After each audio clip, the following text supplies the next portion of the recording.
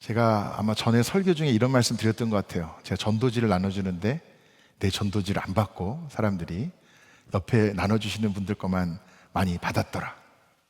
그래서 저는 늘 어떤 마음이 있냐면 어디 갔을 때 누가 전도지를 나눠주면 가서 적극적으로 좀 받아주려고 해요. 물론 제가 그 교회에 등록하진 않겠지만 그래도 전도하시는 분들 입장에서는 또 그 잘 받아들여야 힘이 나지 않겠습니까? 그래서 수고하신다고도 말씀드리고, 우리 전도하시는 분들도 그런 경험 하시는데 가끔 가다가 막 전도가 있으면 또 음료수 사가지고 이렇게 주시고 이런 분들도 계시거든요. 이번 주에 제가 마트를 갈 일이 있어가지고 이 출구에서 보니까 어느 교회인지는 모르겠는데 여자 성도 4분 정도가 이렇게 양쪽에 2분씩 서가지고 이렇게 열심히 전도지를 나눠주면서 뭐라고 앞에 있는 분들한테 환하게 말씀하시더라고요.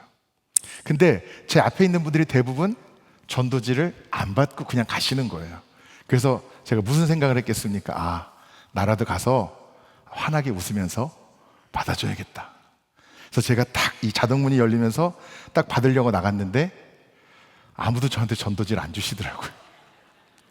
심지어는 제가 또 혹시 무표정하면 좀 무서울까봐 환하게 웃었는데 일단 얼굴을 안 보니까 제 웃는 얼굴 못 보시고, 그래서 제가 이렇게 그냥 지나가고 못 받았어요. 그래서 달라고 그랬어야 되나? 예. 제가 이 말씀을 1, 2부 때 설교 때도 했는데 이 성도님들이, 권사님들이 목사님 이제 설교 때 그런 얘기 좀 제발 그만하시라고. 우리 목사님 얼마나 잘생겼는데, 얼마나 인상이 좋은데. 예, 그분들이 진심이었을까요? 아니었을까요? 진심이에요. 여러분, 이럴 때는 좀 아멘이라도 한번 하셔야 되는 거 아니에요? 너무 웃기만 하시고 지금. 예. 그분들은 진심입니다. 왠지 아세요? 우리는 가족이니까 그래요. 그런 얘기도 오늘 여러분과 좀 나누려고 그래요. 무슨 의미인지. 우리가 살다 보면은 제가 이제 농담처럼 얘기하는데 제가 이렇게 외모에 크게 콤플렉스가 있지는 않습니다. 예. 가족이니까 저희 어머니도 굉장히 제가 잘생겼다고 생각하시고, 또 감사하게도 이 세상에 한 명 더 있더라고요. 그 사람을 감사하게 만나가지고 지금도 매일 저보고 너무 잘생겼대요. 그리고 제발 저한테 매일 살 좀 빼지 말라고, 여기서 더 빼면 쓰러진다고. 그런 분이 저희 집에 한 명 있어요. 그래서 저는 이렇게 외모에 대해서 크게 열등감은 없습니다. 그런데 사실은 여러분 중에 외모에 열등감이 있는 분들도 계실 거예요, 사실은. 근데 나이가 들다 보니까 외모보다는 내 성격, 내 성품, 내 성향 때문에 고민이 되는 경우가 더 많은 것 같아요. 특히 저는 하나님의 분명한 부르심을 받고 신학교에 가서 목사가 된 것까지는 지금도 저는 흔들림이 없습니다. 그 믿음, 하나님이 나를 부르셨다. 근데 제가 막상 신학 공부를 하고 또 이 안수 과정을 받고 목회를 하다 보니까 여러 가지 공부를 통해서 사람마다 다 타고난 성향이 있다는 걸 알게 됐어요. 근데 저는 사람이 일 중심의 사람이 있고 관계 중심의 사람이 있는데 저는 보니까 일 중심이더라고요.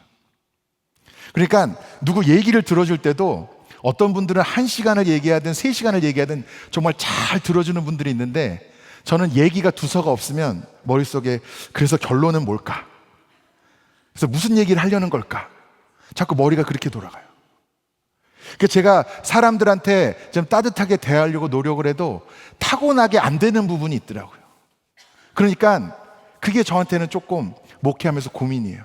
그래서 그래도 그동안 제가 곧잘 해왔다고 생각했어요. 근데 제가 깨달은 게 뭐냐면, 예를 들어서 제가 좀 퉁명스럽게 누군가 악수를 하고 지나가면 제 목회 여정 중에 그 뒤에서 제 아내가 꼭 그분을 안아줬더라고요. 그러니까 제가 혼자 한 게 아니라 가족 동역자도 있었고 교회 안에 많은 분들이 그 부족한 것을 채워주셨으니까 여기까지 온 거지, 그냥 제가 타고난 능력이나 성향으로는 할 수 없었다는 걸 깨달았어요. 오늘 말씀은 그리스도의 몸에 대한 말씀입니다. 고린도 전서에서 가장 유명한 장 중 하나예요. 물론 이제 그 다음에 13장 여러분이 더 친숙하게 여겨주실 수도 있는데, 이 12장에 그리스도의 몸과 지체에 대한 얘기도 주일학교 때부터 귀가 따갑게 들은 얘기예요. 저도 아직도 생각나요. 어릴 때 선생님이 설교하면서 이 새끼 발가락이 아무것도 아닌 것 같아도 이 새끼 발가락이 없으면은 균형을 잡기가 힘들고 막 뒤뚱뒤뚱 하시면서 아주 어릴 때부터 들었던 설교들이 기억나요. 왜 이 몸 중에 지체가 다 귀하고 중요한지 그 어느 하나도 없이 우리가 살 수 없다. 아주 귀 따갑도록 들었던 설교예요. 그러니까 여러분이 사실 오늘 말씀의 내용을 다 아시거든요. 결국 우리가 다 다르지만 지난주 말씀 나눈 것처럼 하나님 주신 기프트, 은사도 다 다르고 지금 둘러보면 생긴 것도 다르고 성격도 다르고 성향도 다르고 경험도 다르고 다 다른데 그럼에도 불구하고 우리가 하나가 될 수 있는 이유, 한 몸이 될 수 있는 이유는 뭐예요? 무엇 때문에? 하나님의 영, 성령. 오늘 말씀에 어떤 표현이 나오냐면 13절이었을 거예요 아마. 13절 말미에 한 성령을 마시게 하셨느니라 이런 표현이 나와요. 성령을 뭐 하게 하셨다고요? 마시게. 또 금요일 날 예배 오신 분들 우리가 요엘서를 봤는데 거기에서는 어떤 말씀이 나오냐면은 주님의 백성들에게 만민에게 주님의 영을 부어주시겠다는 말씀이 나와요. 그러니까 여러분 원래 타고나게 하나님의 영이 우리 안에 있는 것이 아닙니다. 원래 다 우리 안에 성령을 타고난 게 아니고요. 성령은 하나님이 우리에게 부어주시는 것이고 마시게 하시는 것이 하나님의 영이고 성령이라는 겁니다. 바라옵기는 여기 계신 모든 분들의 여러분 육신이 막 목마르고 갈증나고 목 타면 막 힘들잖아요. 우리의 영혼도 그럴 수 있습니다. 바라옵기는 여러분이 어떤 상황 가운데 계신지 모르지만 오늘 성령의 은혜가 여러분 가운데 부어지고 주님께서 마시게 하시오. 내가 다시는 목마르지 아니하리라 말씀하신 그 말씀의 은혜가 여러분 가운데 누려지시기를 간절히 축원합니다. 아멘. 그러면 오늘 설교는 결론이 다 났어요. 우리는 다 다르지만 다 다른 지체이지만 하나 되는데 뭐로 하나 되는 거예요? 성령으로. 근데 문제가 뭐냐면 초등학교 때부터 주일학교 때부터 들었던 말씀인데 다 아는 말씀인데 생각처럼 잘 되지는 않는다는 거예요. 왜 이렇게 안 될까? 왜 이렇게 하나 되는 게 힘들까요? 하나 되는 것이 답인 건 알겠는데 여러분은 우리 아틀란타 한인교회는 완전히 지금 한 몸을 이루고 있습니까? 아니면 여러분 가정은 어떠세요? 여러분 부부관계는 어떻습니까? 부모와 또 자식의 관계는 어떻고 형제 자매의 관계는 어떻습니까? 여러분 가정은 다 온전히 성령으로 하나됨을 이루고 계십니까? 그래야 된다는 것은 다 아는데 왜 이렇게 어려운 것일까요? 오늘 말씀을 보면은 여러 가지 이야기가 나옵니다. 지체 중에 뭐 손 이야기도 나오고 눈 이야기도 나오고 어떤 이야기가 나오냐면은 사실은 손이나 뭐 발이나 나는 이 몸의 지체가 아니다라고 스스로 여길 수가 있어요. 그렇죠? 나는 이 몸의 일부분이 아니라고 내가 여길 수가 있어요. 나는 그렇게 느껴질 수 있습니다. 그런데 내가 그렇게 느끼는 감정이 있다고 해서 그게 진리는 아니에요. 많은 경우에 교회에서 그런 얘기 많이 합니다. 교만하면 안 된다고. 여러분 맞죠? 사람이 교만하면 안 돼요. 교만하면은 그게 죄가 거기서부터 나오는 거예요. 그러니까 우리가 다 교만하면 안 된다는 거를 우리가 굉장히 늘 마음에 새겨야 됩니다. 그런데 요즘 여러분이 잘 마음에 깊이 새기셔야 될 이 시대와 여러분 어린 아이들과 젊은이들을 위해서 여러분 품어야 되는 기도 제목이 있는데 어린아이들은요 요즘 젊은이들은 교만한 게 시험이 아니고요 열등감이 시험이에요. 오히려 겉모습은 다 그럴듯하고 나름 유복하고 풍족하게 자라난 것 같은데도 그 아이들을 영적으로 지도하고 신앙을 교육하고 아이들뿐만이 아닙니다. 어른들도 우리가 사실은 처음에 만났을 때 말고 정말 마음을 열고 터놓고 같이 기도하고 이 신앙으로 연결되기 시작하면은 의외로 정말 많은 분들이 지금 싸우고 있는 영적 싸움은 교만함의 문제가 아니라 열등감의 문제라는 걸 알고 있어요. 그러니까 내 스스로 하찮게 여겨지고 초라하게 여겨지고 실패자라고 여겨지고 이제는 나는 너무 늦었다. 이제는 해도 소용없다. 여러분보다 훨씬 더 젊은데도 그런 생각을 갖고 있는 사람들이 이 시대에는 너무나 많다는 겁니다. 자, 근데 중요한 건 그거예요. 내가 실패했다. 이제 나는 너무 늦었다. 나는 초라하다. 나는 하찮다. 나는 가치가 없다. 나는 열등하다. 이 마음은 누가 주는 마음이에요? 하나님이 주시는 마음입니까? 하나님의 말씀에 나오는 거예요? 너희는 다 하찮다. 아니에요. 많은 경우에는 그저 내 감정이고, 혹은 하나님이 아닌 다른 영, 악한 것, 거짓말하고 속이는 자의 그 속삭임이 우리의 마음을 뒤흔드는 경우가 참 많습니다. 근데 중요한 건 그거예요. 내가 다른 사람보다 더 잘났다고 여기든, 혹은 다른 사람보다 초라하다고 여기든, 그거는 결국은 누구랑 비교하는 거냐면 다른 사람과 비교하는 거라는 거예요. 그러나 내가 잘났는지 못났는지, 그것을 판단하는 기준은 다른 사람과의 비교도 아니고, 마귀의 속삭임도 아니고, 내 감정도 아닙니다. 내가 어떤 존재인지를 분명한 진리로 우리에게 말씀하시는 분은 오직 하나님 한 분뿐임을 여러분 깨달으시고 믿음으로 고백하시기를 축복합니다. 아멘. 이거는요, 여러분 분명하게 아멘 하셔야 돼요. 자꾸 다른 사람과 비교해서 내가 우쭐할 것도 없지만 자꾸 내가 초라해지는 것도 여러분 분명히 영적으로 경계하셔야 돼요. 왜 점점 세상은 풍족해지고 살기 좋아지는데 젊은 사람들의 마음은 무너져 있습니까? 상황이 힘들어서가 아니라 영적으로 무너지고, 하나님의 영이 임해서 나를 얼마나 존귀하게 여기시는지를 누리고 진리로 깨달아야 되는데, 자꾸 다른 속삭임에 마음이 무너지고 다른 사람과 비교하며 주저앉아 있는 모습이 어디 젊은 사람들 뿐이겠냐는 겁니까? 여러분은 아니에요? 여러분은 다 큰 어른이고 살 만큼 살았고 배울 만큼 배웠고, 또 여러분 중엔 남들과 비교해도 부족함이 없을 만큼 가질 만큼 가진 분들도 계신데 왜 여러분의 속 모습은 열등감으로 가득 차 있냐고요. 왜 그렇습니까? 하나님의 영이 내게 부어지고 말씀이신 하나님이 내게 누려지면 정확하게 나의 실체가 깨달아질 텐데, 자꾸 사람을 보고 환경을 보고 하나님이 아닌 다른 음성에 귀 기울이기 때문입니다. 오늘 말씀에도 그런 표현들이 많이 나와요.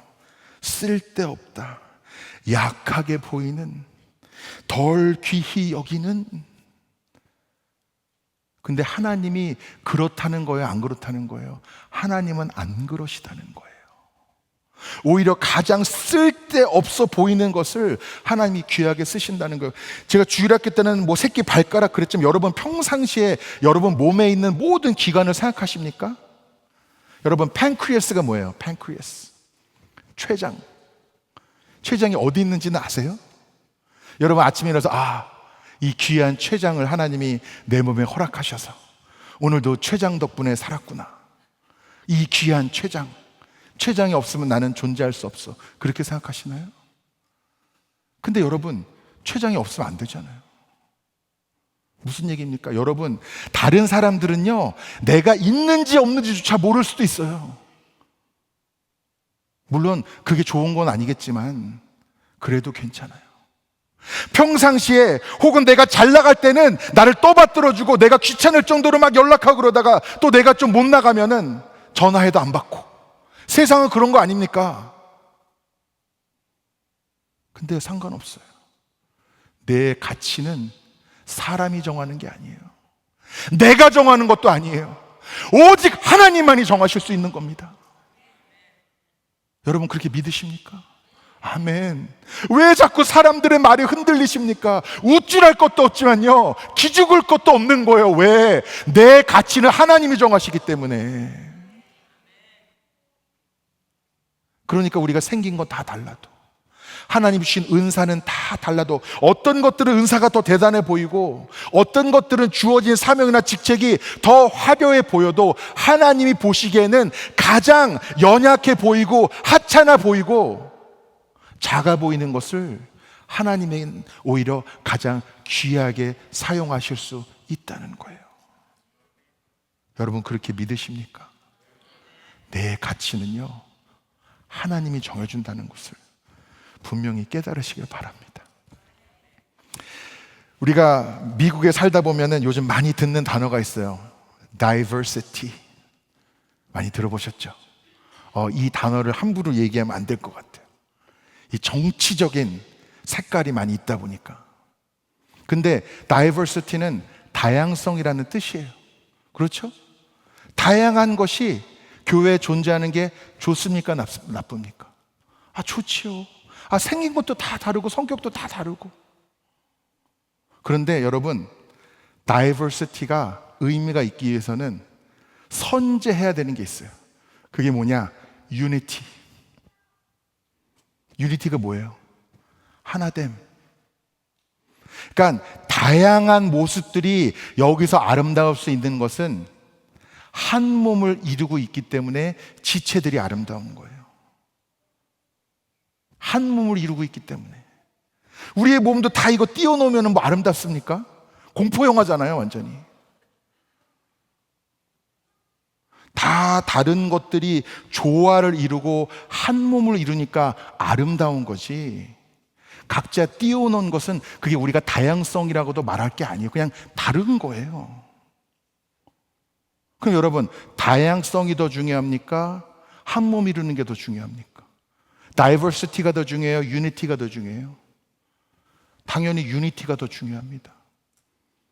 여러분 분명히 깨달으시기 바랍니다. 오늘 말씀에 나오는 거예요. 한 몸이 전제가 돼야 각각 다른 지체들이 하나님께 쓰임받는 거예요. 한 몸 이루지 않으면 아무리 하나하나의 지체가 대단해 보여도 아무 의미가 없는 거예요. 완전한 하나를 이루지 않으면. 제가 유학할 때 워싱턴 DC에 살았는데 거기서 살면 아이들 키울 때 좋은 게 있어요. 거기 스미소니언 인스티튜트라고 있어서 모든 스미소니언 재단에 있는 박물관, 뭐 이 동물원 이런 것들이 다 무료예요. 근데 지금도 생각나는 게 자연사 박물관에 한참 전에 갔는데 거기 이렇게 써 있어요. The power of diversity. 그게 뭐 얘기하는 건지 아세요? 진화론에 대해서 설명하는 거예요.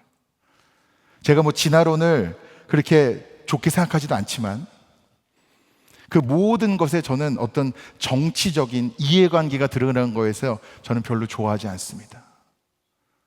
제가 다양성이 싫다는 게 아니에요. 오늘 말씀은 다양성에 대한 얘기지만 그것이 아름답기 위해서는 반드시 하나됨이 있어야 된다는 것 여러분 꼭 기억하시길 축복합니다. 왜 이 하나님이 한 사람 한 사람을 존귀하고 또 한 사람 한 사람을 독특하고 아름답게 창조하셨는데 그 다양한 것들이 아름답게 피어나지 못하는가? 그것은 한 몸 이루는 걸 실패하기 때문에 그렇다는 거예요. 반드시 여러분 가정도 교회도 교회 사역들도 다 한 몸을 이루어야 그 가운데 거룩한 열매 맺을 수 있음을 깨달으시기를 축복합니다. 오늘 24절 말씀에 보면 우리의 아름다운 지체는 그럴 필요가 없느니라 오직 하나님이 몸을 고르게 하여 부족한 지체에게 귀중함을 더하사 25절 몸 가운데 분쟁이 없고 오직 여러 지체가 서로 같이 돌보게 하셨느니라. 만일 한 지체가 고통을 받으면 모든 지체가 함께 고통을 받고 한 지체가 영광을 얻으면 모든 지체가 함께 즐거워하느니라. 한 몸을 이루면 누가 아파도 내가 아픈 것 같아요. 여러분 자녀들이 아프면 그러시잖아요. 차라리 내가 아프면 좋겠다. 여러분 우리가 한 몸을 이루면 우리 지체들의 아픔도 그래야 돼요. 정말 내가 병들었을 때 경험해 보신 분들, 내가 크게 아픔을 겪었을 때 사실 남은 그거를 다 이해해 줄 수가 없어요. 대신 아파줄 수 없지 않습니까? 그런데 때로는요 그저 내 얘기를 들어주는 것만으로도 위로가 될 때가 있어요. 근데 내가 다른 사람이 아픈 걸요 그대로 겪을 수는 없어요. 그게 노력해서 되는 게 아니에요. 그것도 뭐가 있어야 되냐면 하나님의 영이 내게 부어줘야 가능한 거예요. 하나님이 마시게 하셔야 가능한 겁니다. 근데 진짜 한 몸을 이루면 남이 아프면 내가 더 아프고, 남이 잘 되면 세상은 어때요? 시기하고 끌어내리려고 하지만 한 몸 이루면 기쁜 거예요. 제가 얼마 전에 그 에모리 대학교의 캔들러 신학교, 거기서 전도학 수업에 들어가서 잠깐 특강을 하고 질의응답 시간을 가졌는데, 어떤 학생이 이런 질문을 했어요. 교회가 부흥을 준비하려면 어떻게 해야 되냐? 마치 제가 무슨 부흥 전문가인 것처럼 저한테 물어봤어요.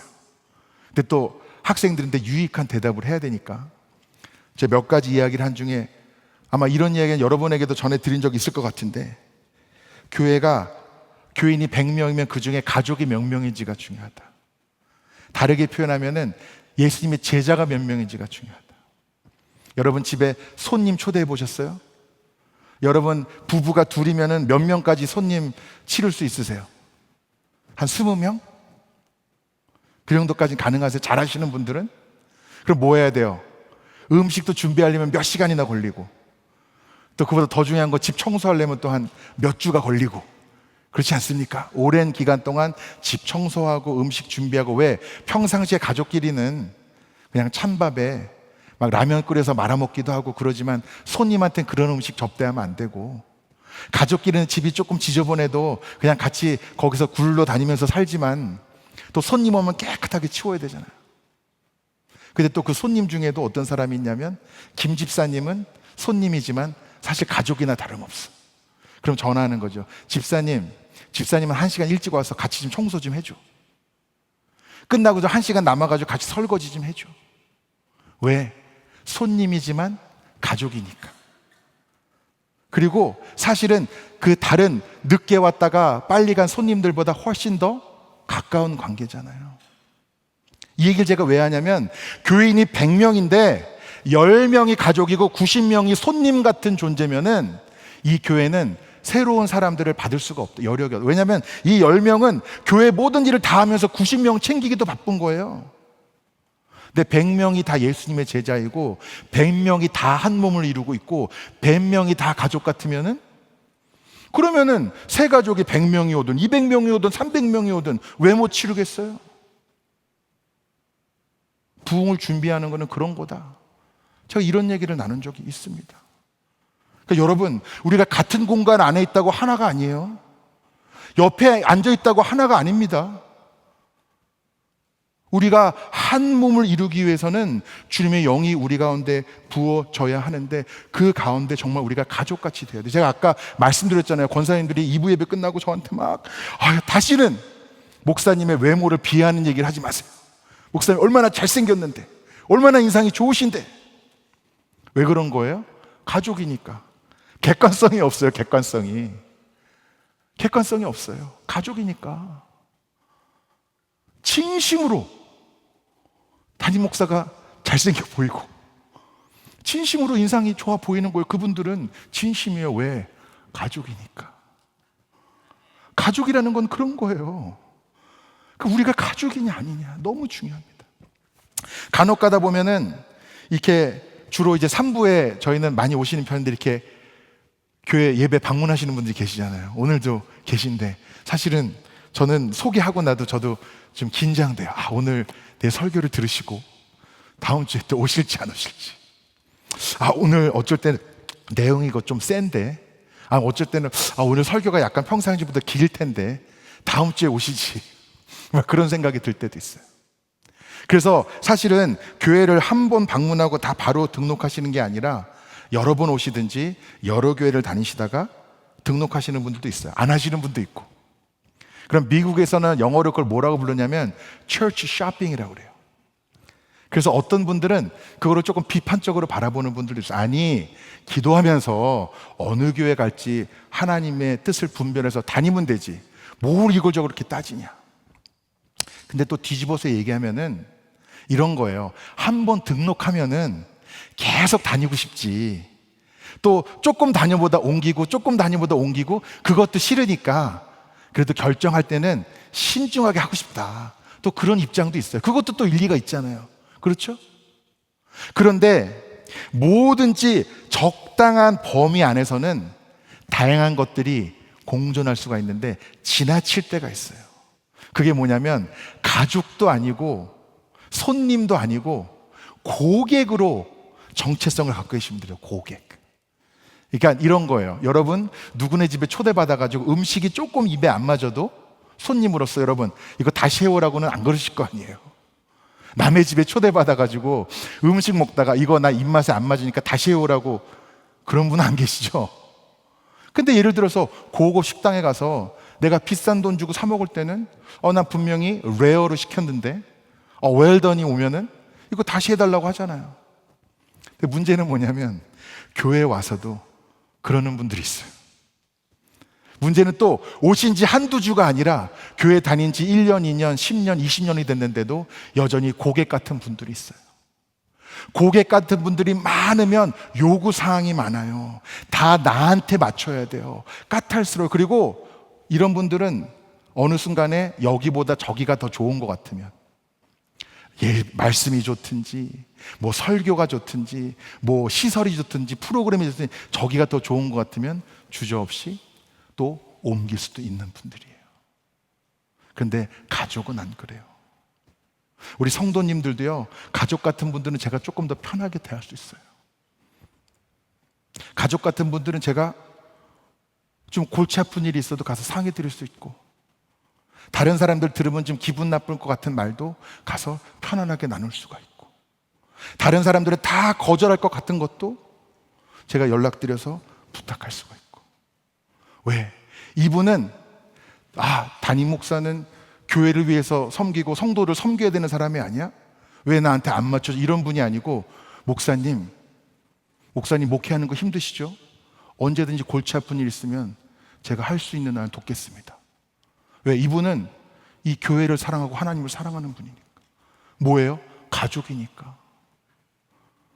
근데 이 말씀도 여러분 잘 들으셔야 되는데 까딱 잘못 들으면은 이 새 가족들에게만 해당되는 말씀이라고 생각할 수도 있어요. 근데 여러분, 이 새 가족분들도 사실 우리가 잘 해줘야 돼요. 잘해야 됩니다. 어떤 교회들은 문턱이 높아요. 텃세가 심해요. 여러분, 처음 여기 오셨을 때 생각해 보세요. 어디 앉을지 고민되잖아요. 전에 있던 교회 그런 경우가 있어요. 딱 어떤 분이 처음 와가지고 빈자리에 앉았는데 딱 어깨 두드리면서 나는 20년째 매주 이 자리에 앉은 사람, 내 자리라고. 성도들은 알죠. 이분이 여기가 누구 자리인지. 근데 새로 오신 분은 모르잖아요. 제일 처음에 교회에 왔는데 겪은 일이 그거라고 생각해 보세요. 물론 새로 오신 분이요, 고객처럼 행동할 수도 있어요. 그러면 좀 어때요? 일단은 품어주고 마음이 열려서 또 가족이 될 수도 있잖아요. 처음에는 제가 좀 그런 편인데 저는 모르는 사람 만나면 제가 어색해요. 근데 또 사귀고 나면은 괜찮아져요. 그런 사람들도 있어요. 처음에는 내가 어색해서 좀 차가워 보이는 사람도 있을 수도 있을 건데, 내가 하나님의 은혜로 또 주님의 영을 마시게 하심으로 하나님의 마음을 품고 다가가면은 알고 보니까 괜찮은 사람들도 꽤 많아요. 근데 새 가족도 어쩔 때는 너무 이 교회는 왜 나한테 다 안 맞춰줘? 이것도 지나칠 수 있지만, 또 교회도 당연히 처음 와서 어색한 사람이 있으면 좀 다 마음을 모아서 좀 맞춰주면 어떠냐고요.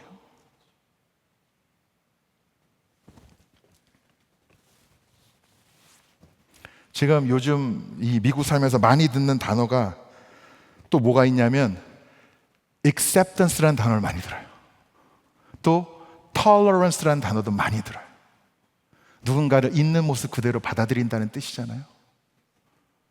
여러분, 하나님도 우리를 있는 모습 그대로 받아주십니까? 아멘.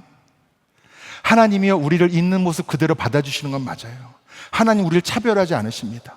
누구는 더 귀하고 누구는 하찮다고 말씀하지 않으세요. 너는 완벽해야지만 내가 너를 받아들인다 라고 말씀하지 않으세요. 그런데 하나님이 우리를 받아들여 주실 때는 acceptance, tolerance를 우리에게 보여주실 때는 전제 조건이 있어요. 그게 뭔지 아십니까? repentance. 무한정 우리의 모습을 그대로 하나님이 다 수용하시는 게 아니에요. 하나님 앞에 우리 나갈 때는 우리는 반드시 회개가 있어야 되고 겸손히 무릎 꿇는 믿음이 있어야 되고, 그 회개를 통해 하나님의 은혜를 누려야지만 참된 완전한 받아들임도 우리가 체험할 수가 있는 거예요. 그러니까 너무 사람들이 겉모습을 보고 서로 잘났네 못났네 차별하는 것도 잘못됐고, 우월감을 갖는 것도 잘못됐고, 열등감을 갖는 것도 다 잘못됐지만은, 우리가 다 다양하고 또 한 사람 한 사람이 특별하면서도 예외 없이 다 주 앞에 나갈 때 우리가 해야 되는 건 뭐라고요? repentance, 회개. 참된 회개로 주 앞에 나가지 않으면은 주님이 나를 완전히 품에 안아주시는 은혜도 누릴 수가 없다는 거예요. 그리고 결단코 다른 사람들과 비교하고 또 내 감정에 휘둘리고 또 악한 권세의 속삭임에 흔들리는 그 연약함에서 벗어날 수가 없다는 거예요. 회개는요, 정죄가 아닙니다. 회개는 후회가 아닙니다. 회개는 하나님 우리에게 주시는 선물이에요. 그 선물을 통해 참된 자유함을 누리게 하시는 겁니다. 회개가 있고 기도가 있고 꺼지지 않는 기도의 불이 있고 그 가운데 주님의 영이 부어져 주님의 하나됨을 누리는 가정, 하나됨을 누리는 셀, 하나됨을 누리는 교회, 이 역사가 나타날 때 그 누구 어느 한 사람도 결단코 하찮게 여기지 않으시는 그 주님의 참된 마음이 우리 가운데 품어지고 또 그것을 통해서 한 몸을 이루는 역사가 나타나게 되는 것이죠. 여러분 우리는 다 가족입니다. 아멘. 가족인 줄 믿습니다. 하나님 우리에게 주는 사명은요, 근데 가족은 우리끼리만 잘 지내라는 게 아니라 이제는 잘 준비해서 하나님이 보내실 손님들을 우리가 이제 맞을 준비를 해야 됩니다. 그리고 정말 같은 공간에 앉아 있기 때문에 하나가 아니라 한 영으로 하나 되는 교회가 그리스도의 몸이 되어야 합니다. 그것을 통해서 여러분 한 분 한 분, 그리고 여러분의 가정, 이 교회를 주님이 거룩하게 사용하실 줄 믿습니다. 여러분 생각보다요, 두 사람이 하나 되는 것도 굉장히 힘들어요. 단 두 사람이 한 마음 되는 것도 너무나 힘들어요. 부부가 하나 되는 거 어렵잖아요. 기도 없이 가능하지 않습니다. 한 가정이 하나 되는 것도요, 내가 성격으로, 내가 그릇이 커서 품어줘가지고 내가 참아서 아니에요. 기도할 때, 회개가 있을 때, 주님의 영을 마시게 하실 때, 주님의 영을 부어주실 때만 가능한 것입니다. 여러분, 이제는 기도의 자리를 나가서 제단의 불을 피우시고 그 불이 꺼지지 않도록 지키시기를 축복합니다. 반드시 주님이 여러분에게 하나됨의 은혜를 누리게 하시고 여러분을 존귀하게 높여주실 줄 믿습니다.